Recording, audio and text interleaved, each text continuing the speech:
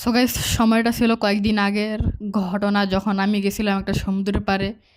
সমুদ্রটা ছিল ভুট্টার সমুদ্র। সেখানে আমি খুব মজা করতেছিলাম, সাঁতার কাটতেছিলাম, গোসল করতেছিলাম, কিন্তু একটু গায়ে লাগতেছিল। সো গাইস, তারপর আমি অনেক মজা করলাম, ভুট্টার ওপরে হাঁটলাম। কিন্তু ভুট্টাগুলো ছিল একটু গরম, তাই পায়ে একটু জ্বালা করতেছিল। এই ভুট্টার সমুদ্রটি ছিল আমার গ্রামের বাড়িতে। গ্রামের বাড়িতে রয়েছে একটা সুন্দর মসজিদ। মসজিদের সামনে মানুষ ভুট্টা শুকাতে দিয়েছিল এই রোদে, প্রচণ্ড রোদে।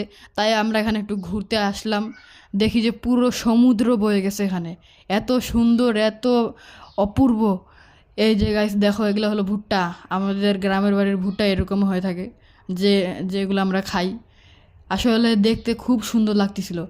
আর এটা হলো মাদ্রাসার সামনেও তারা ভুট্টা রোদে দিয়েছে, দেখতে আসলেই সুন্দর লাগতেছিল। সো গাইস, যেদিকে চোখ যাচ্ছিল শুধু ভুট্টা আর ভুট্টা। তোমরা এরকম অপূর্ব দৃশ্য দেখেছো কিনা জানি না। এটা হলো মাদ্রাসার সামনে। সো গাইস, আজকের জন্য এইটুকুই। দেখা হচ্ছে অন্য ভিডিওতে। ততক্ষণের জন্য বাই বাই।